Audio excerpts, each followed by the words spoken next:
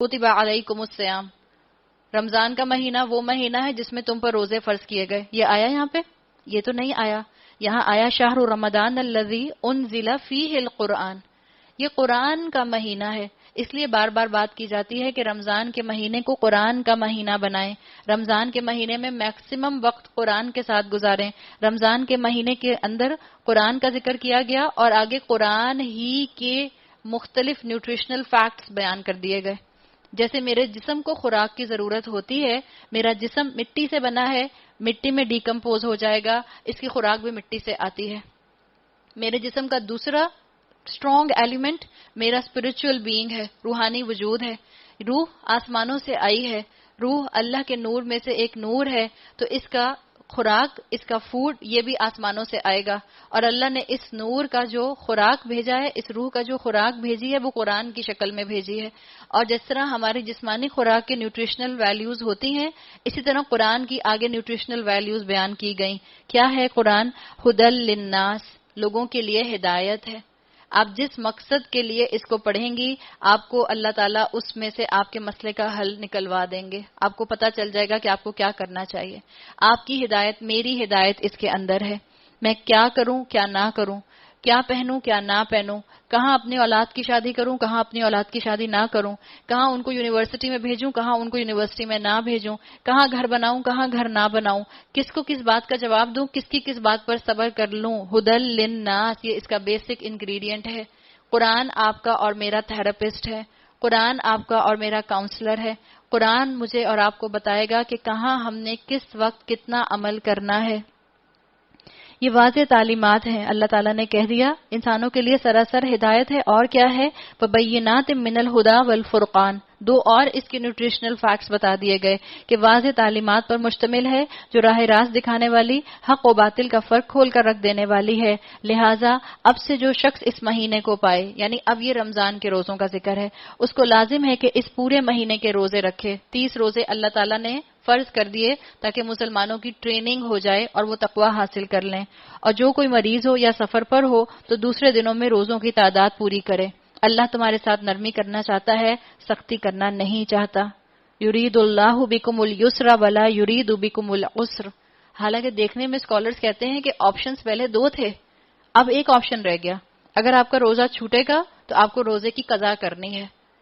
صرف exceptional cases حدیث سے ہمارے سامنے آتے ہیں کہ اگر کوئی انسان ٹرمینلی ال ہے، اگر کوئی انسان جو ہے وہ اتنا بوڑھا ہو چکا ہے کہ اس کو پتا ہے کہ اب اس کو صحت نہیں ملے گی اور وہ روزہ رکھنے کے قابل نہیں ہوگا، اس کیس میں وہ فدیہ دے گا. ورنہ اگر کسی وجہ سے آپ کا روزہ چھوٹتا ہے، مثال کے طور پر ایک عورت پریگننٹ ہے اور اس کی ڈاکٹر نے اس کو روزہ رکھنے سے منع کیا ہے. ایک تو آج کل کی جو ڈاکٹرز ہیں ان کو بھی ریکویسٹ ہے کہ وہ بھی تھوڑا سا اپنے آپ کو دین کی تعلیم کے ساتھ جوڑیں. آپ میں سے جتنی یہاں پر 15 سال پرانی مائیں بیٹھی ہیں جن کی پریگننسی 15 سال پہلے ہوئی تھی، 90% آپ میں سے کہیں گی جن کی نارمل پریگننسی تھی کہ آپ نے پریگننسی میں روزے رکھے ہیں. ایسا ہے کہ نہیں ہے؟ رکھے ہیں نا پریگننسی میں روزے. آج کل ڈاکٹرز جس بچی کو پریگننٹ دیکھتی ہیں اس کو منع کر دیتی ہیں کہ آپ ڈی ہائیڈریٹڈ ہو جائیں گی، آپ نے روزہ نہیں رکھنا. حالانکہ آپ کو بھی پتا ہے اچھی طرح سے جو 30 دن رمضان کے ہم روزے رکھ لیتے ہیں، مہینے کے 3 روزے رکھنا کتنا مشکل ہوتا ہے، اور قضا روزے 30 پورے کرنا کتنا مشکل کام ہے. تو اگر کوئی بچی اپنی صحت کو دیکھتی ہے کہ اس کی پریگننسی نارمل ہے، اسے کوئی فزیکلی پرابلم نہیں ہے، کوئی اس کے ساتھ ہیلتھ ایشو نہیں ہے، تو وہ آرام سے اللہ کا نام لے کر روزہ رکھ سکتی ہے. ایک بات. دوسرا، اگر وہ کسی وجہ سے روزہ چھوڑتی ہے پریگننسی میں تو اس کو فدیہ نہیں دینا. اس کو نیت یہ کرنی ہے کہ جیسے ہی میری صحت دوبارہ سے اچھی ہوگی تو اب میں اپنے روزوں کی قضا پوری کروں گی. اللہ تعالیٰ نے یہاں پر کہنے کو، وہ کہتے ہیں اسکالرز کہ اللہ نے 2 آپشنز میں سے ایک آپشن چھوڑ دیا صرف، کہ قضا پوری کرنی ہے.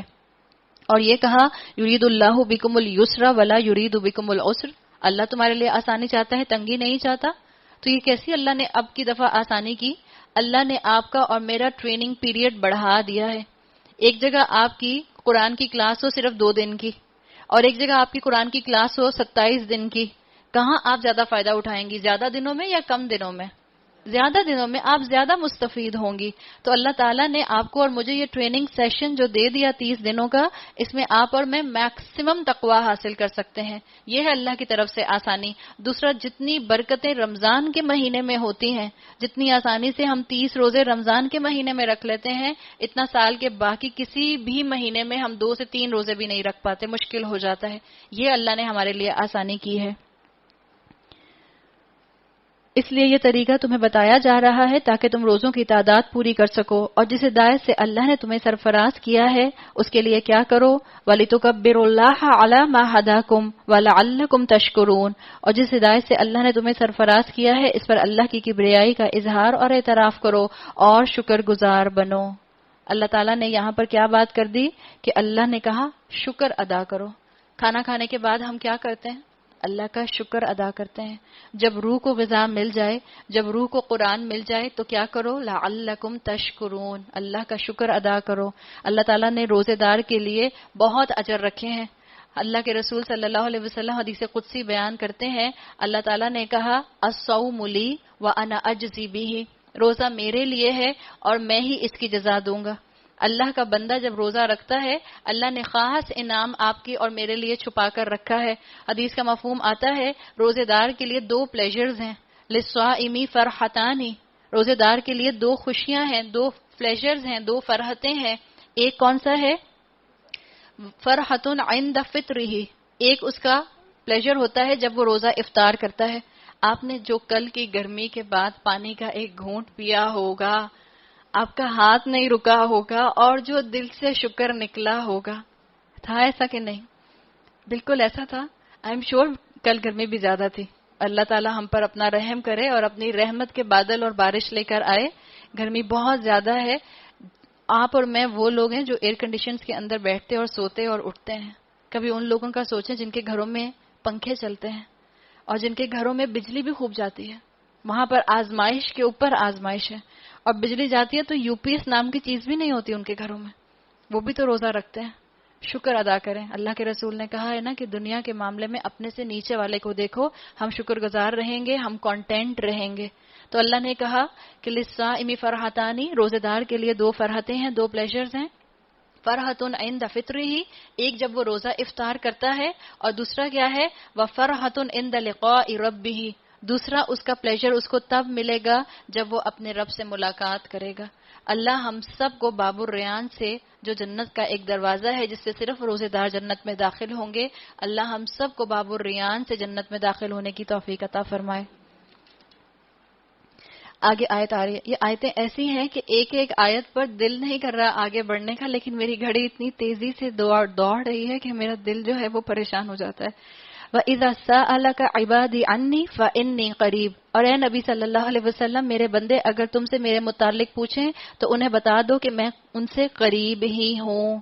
انہیں بتا دو کہ میں ان سے قریب ہوں. لیکن اگر آپ عربی پڑھیں وَإِذَا سَأَلَكَ عِبَادِي عَنِّي، جب میرا بندہ آپ سے میرے بارے میں سوال کرے تو یہاں یہ نہیں آیا درمیان میں فَقُلْ لَهُمْ إِنِّي قَرِيبٌ، تو ان سے کہہ دیں کہ میں قریب ہوں. نہیں، اللہ نے کہا فا آ گیا، فَإِنِّي قَرِيبٌ، جس وقت میرا بندہ مجھے پکارتا ہے میں اس کے قریب ہوتا ہوں. اللہ نے یہاں پر مسلم کی بات نہیں کی، مومن کی بات نہیں کی، سابقون الاولون کی بات نہیں کی، عبادی. اللہ کا کوئی بھی بندہ کتنا بھی گناہگار ہو، کتنا بھی غیر مسلم ہو، کتنا بھی شرک میں پڑا ہو، ایک دفعہ اللہ کو پکارے گا، اللہ کو اپنے سے قریب پائے گا. اجیب دعوت الداعی اذا دعان، کیا اللہ نے کہا پکارنے والا جب مجھے پکارتا ہے میں اس کی پکار سنتا ہوں اور میں جواب دیتا ہوں. اللہ تعالیٰ پکارنے والے کو الداعی کہہ رہے ہیں، اجیب میں جواب دیتا ہوں. آپ دیکھیں اللہ اپنے لیے زیادہ تر قرآن میں رائل وی استعمال کرتے ہیں. خلقنا، جعلنا، ضربنا، اللہ تعالیٰ اس طرح استعمال کرتے ہیں رائل وی. لیکن قرآن میں اللہ نے بہت کم مقامات پر اپنے لیے فرسٹ پرسن استعمال کیا ہے. یہ اجیبو بھی انا کا فعل آ گیا، میں جواب دیتا ہوں. اللہ خود کہہ رہا ہے. اسکالرز کہتے ہیں کہ اللہ انتہائی محبت میں یا انتہائی غضب میں، ان 2 صورتحال میں اپنے لیے یہ انا کا فرسٹ پرسن استعمال کرتا ہے یا متکلم استعمال کرتا ہے فرسٹ پرسن کی. اجیبو میں جواب دیتا ہوں دعوت الدائی. آپ دیکھیں دعا الدائی نہیں آیا, دعا تو نہیں آیا, دعوت آیا. دعوت کہتے ہیں ایک مرتبہ پکارنے کو. ایک دفعہ بھی اللہ کا بندہ اللہ کو پکارتا ہے, اللہ جواب دیتا ہے ایک مرتبہ بھی. اگر دعا آتا تو دعا کا مطلب ہوتا ہے بار بار پکارنا عربی زبان میں. دعوت آتا ہے ایک دفعہ بلانے کے لیے. آپ کسی کو دعوت دیتی ہیں تو کیا آپ اس کی جان سے لٹک جاتی ہیں 6 مہینے تک؟ دیکھو 6 مہینے کے بعد تم نے میرے گھر آنا ہے, میرے گھر آنا ہے, میرے گھر آنا ہے, میرے گھر آنا ہے, میرے گھر آنا ہے, ایسے کرتے ہیں. ہم ایک دفعہ دعوت دیتے ہیں بھئی تم نے پرسوں کھانے پر آنا ہے, اور ہم آ جاتے ہیں آنے والے جو ہوتے ہیں. تو دعوت ایک مرتبہ پکارنا. اللہ کا بندہ جب اللہ کو ایک مرتبہ پکارتا ہے اللہ جواب دیتا ہے. آگے اللہ نے کیا کہا؟ فَلْيَسْتَجِيبُوا لِي, تو ان کو بھی تو چاہیے کہ مجھے جواب دیں, ان کو بھی تو چاہیے کہ میری دعوت پر لبیک کہیں. وَلْيُؤْمِنُوا بِي, اور مجھ پر ایمان لائیں. لَعَلَّهُمْ يَرْشُدُونَ, شاید کہ وہ راہ راست پا لیں. اگر میں نے اللہ سے اپنی بات منوانی ہے, اپنی دعا منوانی ہے, تو اپنی دوستی کا حق تو ادا کریں, جواب تو دیں. عربی زبان کی اتنی زیادہ یہاں خوبصورتی ہے. یستجیبو یہاں پر جو آیا ہے یہ ایسا فعل ہے جس میں گریجولی کے میننگز آتے ہیں. گریجولی کے, ایک کام ہوتا ہے عربی زبان میں, ایک فعل آتا ہے کوئی کام فوراً ہو جانا. یستجیبو کے اندر گریجولی کے میننگز آتے ہیں. اللہ چاہتا ہے اپنے بندے سے کہ میرا بندہ پلٹ کر میری طرف آئے, گریجولی میری طرف آئے. دوڑ کر نہیں آ سکتا, کرال کر کر آ جائے, آئے تو میری طرف. ان کو چاہیے کہ مجھے بھی تو ریسپانس کریں. تمہارے لیے روزوں کے زمانے میں راتوں کو اپنی بیویوں کے پاس جانا حلال کر دیا گیا ہے. وہ تمہارے لیے لباس ہیں, تم ان کے لیے لباس ہو. ہن لباس لکم وانتم لباس لہن. ایک ایک آیت دیکھیں کتنی اہم آ رہی ہے کہ جو آپ سے اور مجھ سے ڈائریکٹلی ریلیٹڈ ہے. شوہر بیوی کے تعلق کو اللہ تعالیٰ نے ایک جملے میں بیان کر دیا, ہن لباس لکم وانتم لباس لہن. ایسے ہوتے ہیں کہ ایک دوسرے کے راز شیئر کرتے ہیں, ایک دوسرے کے سیکرٹ سنبھال کر رکھتے ہیں.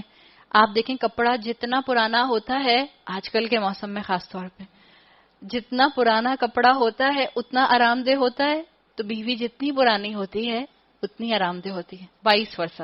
اب یہاں کوئی شوہر تو بیٹھا نہیں کہ میں سب کو کہوں کہ جتنی پرانی آپ کی بیوی ہوگی اتنی کمفرٹیبل ہوگی.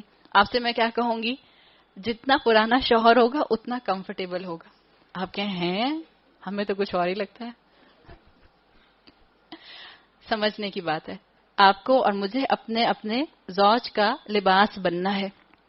جتنا آپ کا اور ان کا رشتہ پرانا ہوگا اتنی آپس میں کمفرٹ لیول بڑھ جانا چاہیے. لباس کیا کرتا ہے؟ لباس آپ کی اور میری موسم کے مقابلے میں جسم کی حفاظت کرتا ہے. تو زوج کون ہو, میاں بیوی کون ہو, ایک دوسرے کی حفاظت کرنے والے. پھر لباس آپ کے اور میرے عیب چھپاتا ہے کہ نہیں چھپاتا؟ تو شوہر اور بیوی کو کیا ایک دوسرے کے عیب چھپانے چاہیے, یا امی سے ڈسکس کر سکتے ہیں؟ اچھا بہن سے ڈسکس کر سکتے ہیں, نہیں کسی سے ڈسکس نہیں کر سکتے. لباس آپ امیجن کریں کہ آپ کسی محفل میں گئیں اپنی دوستوں کی, اور آپ کا لباس بول رہا ہے اونچا اونچا. تم کو پتا ہے اتنا موٹا اس کا پیٹ ہے, یہ تو کھلی شرٹ میں نظر نہیں آ رہا. کیسا لگے گا آپ کو؟ اچھا تو نہیں لگے گا. تو لباس عیب چھپانے والا ہوتا ہے. بیویاں اپنے شوہروں کے عیب چھپائیں, کیونکہ یہاں کوئی شوہر نہیں بیٹھا تو ہم اس وقت شوہروں کی بات تو نہیں کر سکتے. لیکن اللہ ہمارے تمام مسلمان مردوں کو بہترین نمونہ اپنے سامنے رکھنے کی توفیق عطا فرمائے, اور ہمارے تمام مسلمان مرد اپنے لیے نمونہ رسول اللہ صلی اللہ علیہ وسلم کو بنائے. ایک دوسرے کے عیب چھپانے والے ہوتے ہیں. ابن عباس رضی اللہ عنہ کے لیے آتا ہے, وہ کہتے تھے کہ میں پسند کرتا ہوں کہ اپنی بیوی کو خوش کرنے کے لیے زینت اختیار کروں. اپنے شوہروں کو جا کے ذرا پیار سے بتا دیجئے گا کہ صرف مجھے ہی آپ کے لیے سنگھار نہیں کرنا ہوتا, آپ بھی جل لگا کر میرے سامنے آ سکتے ہیں, کہہ سکتے ہیں, یا آپ بھی اسپائس بنا کر آ سکتے ہیں. اگر زیادہ بڑی عمر کے نہیں ہیں تو آپ کہہ سکتی ہیں ان سے. تو اللہ تعالیٰ نے کہا کہ شوہر اور بیوی ایک دوسرے کا لباس ہوتے ہیں. اللہ کو معلوم ہو گیا کہ تم لوگ چپکے چپکے اپنے آپ سے خیانت کر رہے تھے, مگر اس نے تمہارا قصور معاف کر دیا اور تم سے درگزر فرمایا. اب تم اپنی بیویوں کے ساتھ شب باشی کرو, اور جو لطف اللہ نے تمہارے لیے جائز کر دیا ہے اس کو حاصل کرو. بنی اسرائیل جو روزہ رکھا کرتے تھے اپنی شریعت میں, ان کا روزہ رات میں بھی ایکسٹینڈ ہوتا تھا. تو جب مسلمان جو تھے ان کی جتنی دیر ان کی شریعت کو فالو کرتے رہے، کچھ مسلمانوں سے یہ کمی، یہ خطا ہو جاتی تھی کہ وہ اپنی بیوی کے ساتھ تعلق قائم کر بیٹھتے تھے. تو اللہ تعالیٰ نے اس چیز کے اوپر احکامات دیے کہ اب جو روزہ آیا ہے وہ روزہ دن دن کا ہے، اور راتوں میں تم اپنی بیویوں کے ساتھ اپنا سیکشل ریلیشن شپ جو ہے وہ قائم کر سکتے ہو. اب دیکھیں رمضان کے مہینے میں یہ آیت کیوں آئی، ہن لباس لکم وانتم لباس لہن. اس کا مطلب کیا ہے؟ سب بیویاں غور سے سن لیں. آپ کو اپنے شوہر کی ڈائٹ کا خیال رکھنا ہے. ان کو ایسی سحری کھلائیں جس سے ان کو اچھی بھی لگتی ہے، جس سے ان کی طبیعت بھی ہلکی پھلکی رہے اور جس سے وہ عبادت بھی کر سکیں. ان کو ایسی افطاری بنا کر کھلائیں، محبت میں ان کو ایسا کچھ مت کھلا دیں جس سے ان کا بلڈ پریشر یا تو لو ہو جائے یا ہائی ہو جائے، اور اس کے بعد اس کا نشانہ کون بنے گا؟ مجھے جواب دینے کی ضرورت نہیں ہے. تو بیویاں جو ہیں وہ اپنے شوہروں کا خیال رکھیں. رمضان میں مل جل کر عبادت میں ایک دوسرے کو کوآپریٹ کرتے ہوئے آگے سے آگے لے کر چلیں. اس طرح سے بھی بیویاں اپنے شوہروں کے لیے لباس بن سکتی ہیں اور شوہر بیوی کے لیے. آخر ہم سب کو ہمارے شوہروں نے گاڑیاں دی ہیں تو ہم یہاں آئے ہیں، کوآپریٹ کیا ہے نا. اب جب آپ ان کے لیے اپنے ہاتھوں سے، اپنے پیارے پیارے ہاتھوں سے افطاری بنائیں گی تو آپ بھی کوآپریٹ کریں گی. تو اس طرح سے ایک دوسرے کا خیال رکھتے ہوئے اس رمضان کے مہینے میں ایک دوسرے کو نیکیوں کے اوپر ہمت دلائیں. نیز راتوں کو کھاؤ پیو یہاں تک کہ تم کو سیاہی شب کی دھاری سے صبح کی دھاری نمایاں نظر آ جائے، تب یہ سب کام چھوڑ کر رات تک اپنا روزہ پورا کرو. اور جب تم مسجدوں میں متعاقف ہو یعنی اعتکاف میں ہو تو بیویوں سے مباشرت نہ کرو، یہ اللہ کی باندھی ہوئی حدیں ہیں، ان کے قریب نہ پھٹکنا. اس طرح اللہ اپنے احکام لوگوں کے لیے بصراحت بیان کرتا ہے. توقع ہے کہ وہ غلط رویے سے بچیں گے. اور تم لوگ نہ تو آپس میں ایک دوسرے کے مال ناجائز طریقے سے کھاؤ اور نہ حاکموں کے آگے ان کو اس غرض کے لیے پیش کرو کہ تمہیں دوسروں کے مال کا کوئی حصہ قصدن ظالمانہ طریقے سے کھانے کا موقع مل جائے. یہاں پر اشارہ رشوت کی طرف ہے. اللہ کے رسول صلی اللہ علیہ وسلم کی حدیث کے الفاظ آتے ہیں، الراشی والمرتشی کلاہما فی النار. رشوت لینے والا اور دینے والا دونوں آگ میں ہوں گے. اور ہمارے معاشرے کے اندر رشوت عام ہے. اپنے آپ کو میکسیمم رشوت سے بچانے کی کوشش کریں، اپنے بیٹوں کے اندر، اپنے بھائیوں کے اندر، اور وقتاً فوقتاً اپنے شوہروں کے ساتھ اس بات کو ڈسکس کیا کریں کہ میکسیمم اپنے کام کو جائز طریقے سے کرانے کی کوشش کریں. ہم کیونکہ شارٹ ٹیمپرڈ ہیں، ہم محنت کرنا پسند نہیں کرتے، ہم لائن میں کھڑے ہونا پسند نہیں کرتے، اور ہم چیزوں کو سسٹم کا حصہ سمجھتے ہیں جو کہ حالانکہ رشوت کی ہی ریفائنڈ شکلیں ہیں جو ہمارے سامنے ہمارے معاشرے میں آ گئی ہیں. ہمیں ہمت کر کے ان چیزوں کو اپنے معاشرے سے دور کرنا ہے. اے نبی صلی اللہ علیہ وسلم، لوگ تم سے چاند کی گھٹتی بڑھتی صورتوں کے متعلق پوچھتے ہیں. کہو یہ لوگوں کے لیے تاریخوں کے تعین کی اور حج کی علامتیں ہیں. نیز ان سے کہو یہ کوئی نیکی کا کام نہیں ہے کہ تم اپنے گھروں میں پیچھے کی طرف سے داخل ہوتے ہو. نیکی تو اصل میں یہ ہے کہ آدمی اللہ کی ناراضی سے بچے، لہٰذا تم اپنے گھروں میں دروازے ہی سے آیا کرو. البتہ اللہ سے ڈرتے رہو، شاید کہ تمہیں فلاح نصیب ہو جائے. مشرکین مکہ جو تھے وہ طواف کے بعد اور حج کرنے کے بعد جو تھے، یہ ان کی رسم تھی کہ اگر وہ درمیان میں اپنے گھر میں آیا کرتے تھے تو وہ دروازوں سے نہیں بلکہ کھڑکیوں سے آیا کرتے تھے. ان کی اس رسم کو یہاں پر توڑا جا رہا ہے، ختم کیا جا رہا ہے. اور تم اللہ کی راہ میں ان لوگوں سے لڑو جو تم سے لڑتے ہیں، مگر زیادتی نہ کرو کہ اللہ زیادتی کرنے والوں کو پسند نہیں کرتا. ان سے لڑو جہاں بھی تمہارا ان سے مقابلہ پیش آئے، اور انہیں نکالو جہاں سے انہوں نے تم کو نکالا ہے، اس لیے کہ قتل اگرچہ برا ہے لیکن والفتنۃ اشد من القتل، فتنہ جو ہے وہ قتل سے زیادہ برا ہے. فتنہ کیا ہے؟ اگر ہم آسان الفاظ میں سمجھیں کہ ماحول ایسا ہو جائے جہاں پر گناہ کرنا ایکسپیکٹڈ ہو اور پھر ایکسیپٹڈ ہو جائے، جہاں گناہ کرنا جو ہے وہ قابل قبول ہو جائے. ایسا ماحول جہاں پر گناہ قابل قبول ہو جائے وہ فتنے والا ماحول ہے. جہاں نیکی کرنا مشکل ہو جائے، وہ معاشرہ، وہ ماحول جس کے اندر گناہ کرنا جو ہے وہ ایلیٹ ہونے کی نشانی سمجھا جائے، گناہ گار ہونا کول ہونے کی نشانی سمجھا جائے. آج آپ میں سے جتنی بھی ینگ بچیاں بیٹھی ہیں، آپ میں سے کوئی بھی جا کے اپنے فرینڈز میں اسکول میں کہتی ہے میں سنیما نہیں جاتی کیونکہ اللہ کو پسند نہیں ہے، تو وہ سب آپ کو کہیں گی واو یو آر سو کول. یہ کہیں گی، یہ کہیں گی فنڈو، کہیں گی فنڈو. تو ماحول میں فتنہ ہے، اس لیے آج نیکی کرنے والے کو کول نہیں سمجھا جاتا، نیکی کرنے والے کو ایلیٹ نہیں سمجھا جاتا، گناہ کرنے والے کو سمجھا جاتا ہے. اور فتنہ اس ماحول میں ہوتا ہے جس ماحول میں نیکی کرنا ڈسڈینفل ایٹیٹیوڈ بن جاتا ہے اور ناک چڑھا کر نیکی کرنے والوں کو دیکھا جاتا ہے. تو ہمیں یہ چیزیں اپنے معاشرے سے دور کرنے کے لیے آج سے اپنا عمل بدلنے کی ضرورت ہے، تاکہ اللہ تعالیٰ کے اس فرمان کو ہم سمجھیں کہ جو اللہ نے کہا کہ قتل سے زیادہ شدید فتنہ ہے، اور مسجد حرام کے قریب جب تک وہ تم سے نہ لڑیں تم بھی نہ لڑو، مگر جب وہ وہاں لڑنے سے نہ چکیں تو تم بھی بے تکلف انہیں مارو، کہ ایسے کافروں کی یہی سزا ہے۔ پھر اگر وہ باز آ جائیں تو جان لو اللہ معاف کرنے والا اور رحم فرمانے والا ہے۔ تم ان سے لڑتے رہو یہاں تک کہ فتنہ باقی نہ رہے اور دین اللہ کے لیے ہو جائے۔ پھر اگر وہ باز آ جائیں تو سمجھ لو کہ ظالموں کے سوا اور کسی پر دست درازی روا نہیں۔ اللہ تعالیٰ نے یہاں رول بتا دیا کہ اپولوجیٹک ہونے کی ضرورت نہیں ہے، کہ اسلام کوئی لڑنے کی بات نہیں کرتا۔ اسلام لڑنے کی بات کرتا ہے جب پیغام دیا جائے اور پیغام پر عمل نہ کیا جائے۔ So you can have war in order to have peace۔ جنگ کی جا سکتی ہے امن قائم کرنے کے لیے، یہ اسلام کا مقصد ہے، اور جنگ قائم کی جا سکتی ہے فتنہ ختم کرنے کے لیے، یہ اسلام کا مقصد ہے۔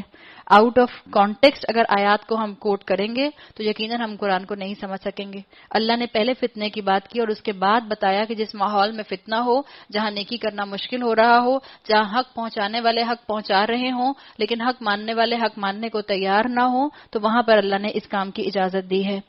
ماہ حرام کا بدلہ ماہ حرام ہی ہے، اور تمام حرمتوں کا لحاظ برابری کے ساتھ ہوگا، لہذا جو تم پر دست درازی کرے تم بھی اسی طرح اس پر دست درازی کرو، البتہ اللہ سے ڈرتے رہو اور جان رکھو اللہ انہی لوگوں کے ساتھ ہے جو اس کی حدود توڑنے سے پرہیز کرتے ہیں۔ واتقوا اللہ واعلموا ان اللہ مع المتقین۔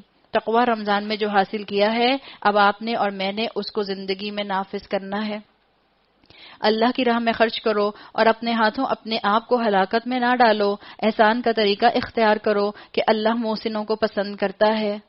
اللہ نے کہا کہ اللہ کی راہ میں خرچ کرو، وَأَنفِقُوا فِي سَبِيلِ اللَّهِ، خلوص کے ساتھ خرچ کرو، جوش کے ساتھ خرچ کرو، خوشی کے ساتھ خرچ کرو، شوق کے ساتھ اللہ کی راہ میں خرچ کرو۔ جب اللہ کے دین کو ضرورت ہو تو دل کھول کر اللہ کے راستے میں خرچ کرو، یہ اللہ تعالیٰ نے اپنے بندوں کے اوپر حق کیا ہے۔ وَأَتِمُّوا الْحَجَّ وَالْعُمْرَةَ لِلَّهِ، اور اللہ کی خوشنودی کے لیے جب حج اور عمرے کی نیت کرو تو اسے پورا کرو، اور اگر کہیں گھر جاؤ تو جو قربانی میسر آئے اللہ کی جناب میں پیش کرو، اور اپنے سر نہ مونڈو جب تک کہ قربانی اپنی جگہ نہ پہنچ جائے، مگر جو شخص مریض ہو یا جس کے سر میں کوئی تکلیف ہو اور اس بنا پر اپنا سر منڈوا لے تو اسے چاہیے کہ فدیے کے طور پر روزے رکھے یا صدقہ دے یا قربانی کرے۔ پھر اگر تمہیں امن نصیب ہو جائے اور تم حج سے پہلے مکہ پہنچ جاؤ تو جو شخص تم میں سے حج کا زمانہ آنے تک عمرے کا فائدہ اٹھائے وہ حسب مقدور قربانی دے، اور اگر قربانی میسر نہ ہو تو 3 روزے حج کے زمانے میں اور 7 گھر پہنچ کر اس طرح پورے 10 روزے رکھ لے۔ یہ رعایت ان لوگوں کے لیے ہے جن کے گھر مسجد حرام کے قریب نہ ہوں۔ اللہ کے ان احکام کی خلاف ورزی سے بچو اور خوب جان لو کہ اللہ سخت سزا دینے والا ہے۔ الحج اشہر معلومات، اللہ نے کہا حج کے مہینے سب کو معلوم ہیں، لیکن یہاں قرآن میں کہیں بتایا کون سے مہینے حج کے؟ پورے قرآن میں کہیں آتا ہے کہ حج کے کون سے مہینے ہیں؟ کہاں سے پتا چلتا ہے؟ رسول اللہ صلی اللہ علیہ وسلم کی حدیث سے۔ تو جو آج کہتے ہیں کہ صرف قرآن میں جو حلال ہے اس کو حلال کر لو اور جو قرآن کا حرام ہے اس کو حرام کر لو، ان کو سوچنے کی ضرورت ہے۔ ابھی اوپر آپ نے پڑھا کہ وہاں آیا کہ جب تم صحیح کر لو اور جب تم اپنا عمرہ مکمل کر لو، حج مکمل کر لو، تو تم کیا کرو؟ اپنے سروں کو شیو کر لو۔ کیا یہاں پہ یہ بتایا گیا کہ مرد سروں کو شیو کریں گے اور عورتیں شیو نہیں کریں گی؟ قرآن میں کہیں آیا یہ؟ قرآن میں تو نہیں آتا۔ قرآن میں تو صرف یہ آتا ہے کہ اپنا سر مونڈ لو، شیو کر لو اپنے سر کو۔ یہ اللہ کے رسول صلی اللہ علیہ وسلم نے بتایا کہ مرد یہ کام کریں گے، حلق کرائیں گے، عورتیں جو ہیں وہ اپنے بال جو ہیں وہ ایک سرٹن لینتھ تک کاٹ لیں گی۔ جو شخص ان مقرر مہینوں میں حج کی نیت کرے اسے خبردار رہنا چاہیے کہ حج کے دوران میں اس سے کوئی شہوانی فعل، کوئی بدعملی، کوئی لڑائی جھگڑے کی بات سرزد نہ ہو۔ حج کیونکہ اجتماعیت کا موقع ہوتا ہے تو اجتماعیت میں بتا دیا گیا کہ اپنے آپ کو جھگڑے سے میکسیمم دور رکھو۔ اسکالرز کہتے ہیں کہ حج کے اوکیزن سے باقی زندگی پر بھی اس چیز کو اپلائی کر لیں۔ جہاں جہاں اجتماعیت کا معاملہ آئے وہاں وہاں جھگڑے کو منیمائز کرنے کی کوشش کریں۔ آپ جوائنٹ فیملی میں رہتے ہیں، جھگڑے کو منیمائز کرنے کی کوشش کریں۔ آپ کسی آرگنائزیشن میں کام کرتے ہیں، جھگڑے کو منیمائز کرنے کی کوشش کریں۔ خاندان کا کوئی معاملہ جو ہے وہ ڈسکس ہو رہا ہے، اگر جھگڑے کی طرف بات جاتی ہے اس کو ڈیفیوز سچویشن کو کرنے کی کوشش کریں۔ یہ آپ کو اور مجھے یہاں سے سبق ملتا ہے۔ اور جو نیک کام تم کرو گے وہ اللہ کے علم میں ہوگا۔ سفر حج کے لیے زیادہ راہ ساتھ لے جاؤ۔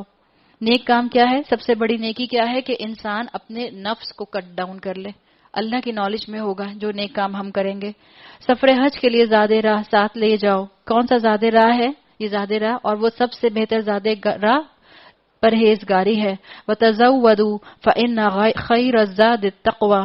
سب سے بہترین زیادہ راہ جو ہے، سب سے بہترین کرنسی جو ہے وہ تقوی ہے.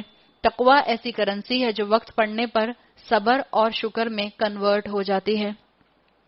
بس اے ہوش مندو، میری نافرمانی سے پرہیز کرو، اور اگر حج کے ساتھ ساتھ تم اپنے رب کا فضل بھی تلاش کرتے جاؤ تو اس میں کوئی مذائقہ نہیں. پھر جب عرفات سے چلو تو مشعر حرام کے پاس ٹھہر کر اللہ کو یاد کرو.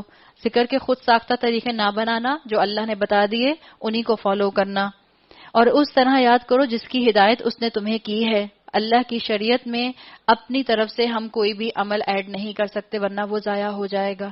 اللہ نے کہا وَاذْكُرُوهُ كَمَا هَدَاكُمْ. جیسی تم کو گائیڈنس دی گئی ہے ویسا ہی عمل کرنا، ویسے ہی اللہ کو یاد کرنا، ورنہ اس سے پہلے تو تم لوگ بھٹکے ہوئے تھے. پھر جہاں سے اور سب لوگ پلٹتے ہیں وہیں سے تم بھی پلٹو اور اللہ سے معافی چاہو، یقیناً وہ معاف کرنے والا اور رحم فرمانے والا ہے. پھر جب اپنے حج کے ارکان ادا کر چکو تو جس طرح پہلے اپنے آباء و اجداد کا ذکر کرتے تھے اس طرح اب اللہ کا ذکر کرو، بلکہ اس سے بھی بڑھ کر. مگر اللہ کو یاد کرنے والے لوگوں میں بھی بہت فرق ہے. ان میں سے کوئی تو ایسا ہے جو کہتا ہے کہ اے ہمارے رب ہمیں دنیا ہی میں سب کچھ دے دے. ایسے شخص کے لیے آخرت میں کوئی حصہ نہیں. ہدایت نہیں مانگتا، اللہ سے حلال نہیں مانگتا، اللہ سے گناہوں سے دور رہنے کی توفیق نہیں مانگتا، بس دنیا مانگتا رہتا ہے. اور کوئی کہتا ہے کہ اے ہمارے رب ہمیں دنیا میں بھی بھلائی دے اور آخرت میں بھی بھلائی دے اور آگ کے عذاب سے ہمیں بچا لے. یہ ہے اسلام کا توازن کہ اللہ ہمیں دنیا کا حسنہ بھی چاہیے اور آخرت کا حسنہ بھی چاہیے، اور ہمیں دنیا چاہیے اللہ تیری رضا کے ساتھ.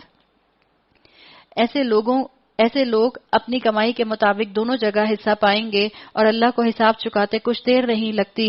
وَاذْكُرُوا اللَّهَ فِي أَيَّامٍ مَّعْدُودَاتٍ. یہ گنتی کے چند روز ہیں. معدودات، آت آواز جو آگے جمع قلہ، یعنی 10 سے کم کی تعداد کے لیے یہ آتا ہے، جو تمہیں اللہ کی یاد میں بسر کرنے چاہیے. پھر کوئی جلدی کر کے 2 ہی دن میں واپس ہو گیا تو کوئی حرج نہیں، اور جو کچھ دیر ٹھہر کر پلٹا تو بھی کوئی حرج نہیں، بشرطے کہ یہ دن اس نے تقوی کے ساتھ بسر کیے ہوں. اللہ کی نافرمانی سے بچو اور خوب جان رکھو کہ ایک روز اس کے حضور تمہاری پیشی ہونے والی ہے. اسکالرز کہتے ہیں مقبول حج کی علامت کیا ہے کہ دل دنیا کی محبت سے خالی ہو جائے اور انسان کا ٹارگٹ اس کی آخرت اللہ کی رضا بن جائے. انسانوں میں کوئی تو ایسا ہے جس کی باتیں دنیا کی زندگی میں تمہیں بہت بھلی معلوم ہوتی ہیں اور اپنی نیک نیتی پر وہ بار بار اللہ کو گواہ ٹھہراتا ہے، مگر کیا ہے حقیقت میں وہ بدترین دشمن حق ہوتا ہے. وَهُوَ أَلَدُّ الْخِصَامِ. سب سے بدترین دشمن ہے. جب اسے اقتدار حاصل ہو جاتا ہے تو زمین میں اس کی ساری دوڑ دھوپ اس لیے ہوتی ہے کہ فساد پھیلائے، کھیتیوں کو غارت کرے، نسل انسانی کو تباہ کرے. حالانکہ اللہ جسے وہ گواہ بنا رہا ہے فساد کو ہرگز پسند نہیں کرتا. فساد کی شکل بتا دی گئی، کھیتی کو ہلاک کرنا، اور کھیتی کو ہلاک کرنے کے لیے آج کی لینگویج کے اندر اگر ہم بات کریں تو انوائرمنٹل پولوشن بھی آتی ہے اور جینیٹک سیڈ پروڈکشن بھی آتی ہے. اس لیے کہ جو آج کل جینیٹک سیڈز بن رہے ہیں اس کی وجہ سے ایک سیڈ سے آپ ایک ہی فصل لے سکتے ہیں. آپ کو معلوم ہوگا کہ پہلے زمانے میں کسان جو تھے وہ جب اپنی فصل حاصل کرتے تھے تو اس سے جو حاصل ہونے والے بیج ہوتے تھے ان کو سنبھال لیا کرتے تھے، انہی کو دوبارہ سے وہ ریپروڈیوس کر کے اگلی کراپ اپنی حاصل کر لیا کرتے تھے. لیکن جب سے جینیٹک انجینئرنگ آئی ہے تو اس کی وجہ سے اب آپ سیڈ لینے کے لیے محتاج ہوتے ہیں ہر دفعہ اپنی کراپ کو لگانے کے لیے. تو اس کو بھی اسکالرز کہتے ہیں کہ یہ فساد کی شکل میں آ جاتا ہے.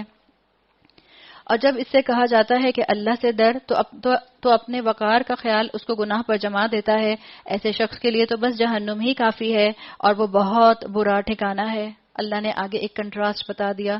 دوسری طرف انسانوں ہی میں سے کوئی ایسا بھی ہے جو رضائے الہی کی طلب میں اپنی جان کھپا دیتا ہے، جس نے اپنا مشن اللہ کا دین بنا لیا. گھر میں ہوں یا گھر سے باہر ہوں، مسجد میں ہوں یا شادی ہال میں ہوں، اللہ کے مشن کے اوپر قائم رہوں. اولاد کی تربیت کروں یا شوہر سے محبت کا اظہار کروں، والدین کے درمیان میں بیٹھوں یا خاندان کی خوشیوں اور دعوتوں میں اور کمیٹی پارٹیز میں شریک ہوں، میرا مقصد اللہ کو راضی کرنا صرف بن جائے. تب جان کھپتی ہے انسان کی. اور ایسے بندوں پر اللہ مہربان ہے. اے ایمان لانے والو، یا ایھا الذین آمنوا ادخلوا فی السلم کافہ. اسلام میں پورے کے پورے داخل ہو جاؤ. اسلام میں پک اینڈ چوز نہ کرنا، سلیکشن نہ کرنا احکامات کا، پورے کے پورے اسلام میں داخل ہو جاؤ. یہ مت کہنا اپنے دل کو کہ میں پہلے دماغ کی بات سن لوں، میرا دماغ اس لا کو، اللہ کے قانون کو اپروو بھی کر رہا ہے، میں مانوں کہ نہ مانوں. نہیں، کبھی کبھی اپنے دماغ کو ریسٹ کرنے دیا کریں اور اپنے دل کو کہا کریں کہ تم سوچ کر فیصلہ کرو جس کے اندر روح رہتی ہے. اللہ تعالیٰ نے کہا پورے کے پورے اسلام میں داخل ہو جاؤ، اللہ کے دارالسلام میں پورے کے پورے آ جاؤ، اور شیطان ہی کی پیروی نہ کرو کہ وہ تمہارا کھلا دشمن ہے، جو صاف صاف ہدایات تمہارے پاس آ چکی ہیں. اگر ان کو پا لینے کے بعد بھی تم نے لغزش کھائی تو خوب جان رکھو. کیا جان رکھو؟ پے اٹینشن، اللہ سب پر غالب، حکیم اور دانا ہے. ان ساری نصیحتوں اور ہدایتوں کے بعد بھی لوگ سیدھے نہ ہوں تو کیا اب وہ اس کے منتظر ہیں کہ اللہ بادلوں کا چتر لگائے، فرشتوں کے پرے ساتھ لیے خود سامنے آ موجود ہو اور فیصلہ کر ڈالا جائے؟ آخرکار سارے معاملات پیش تو اللہ ہی کے حضور ہونے والے ہیں. اللہ نے کہہ دیا، کیا ہیسیٹیشن ہے؟ اپنی دنیا ہی کے اندر کھپے جا رہے ہو، تھوڑا وقت اپنی آخرت کے لیے بھی لگا لو. احکامات میں پک اینڈ چوز نہ کرو، پورے کے پورے اسلام میں داخل ہو جاؤ. ایک مثال دیکھیں، اس کے بعد ہم اپنی بات مکمل کرتے ہیں. مثال کے طور پر خدا نہ خواستہ آپ کے گیٹ کے باہر فائرنگ ہو رہی ہو اور آپ کا بیٹا مین گیٹ کا دروازہ کھول کے ایک قدم اندر اور ایک قدم باہر ہو، تو کیا وہ محفوظ ہے؟ نہ وہ خود محفوظ ہے، نہ وہ باقی گھر والوں کو محفوظ رکھ رہا ہے، اس لیے کہ اس نے ولنریبل کر دیا گھر کے ماحول کو بھی اور اپنی جان کو بھی. جب وہ پورا اندر آ جائے گا اور دروازہ بند کر لے گا، اب وہ کسی حد تک محفوظ ہو سکتا ہے. اسلام کا بھی یہی حال ہے. اسلام کے دروازوں میں نہ لٹکیں، اسلام میں پورے کے پورے داخل ہو جائیں.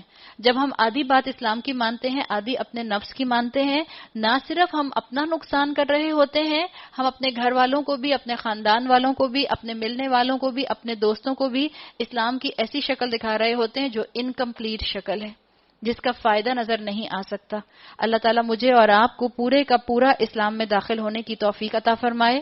اللہ اس رمضان ہمیں بہترین تقوی کی دولت عطا فرمائے اور اللہ تعالیٰ ہمیں بہترین عبادت کرنے والوں میں شامل فرمائے. بارک اللہ لی ولکم فی القرآن الحکیم ونفعنی وإیاکم بآیات وذکر الحکیم. سبحانک اللہم وبحمدک، نشہد ان لا الہ الا انت، نستغفرک ونتوب الیک. السلام علیکم ورحمۃ اللہ وبرکاتہ.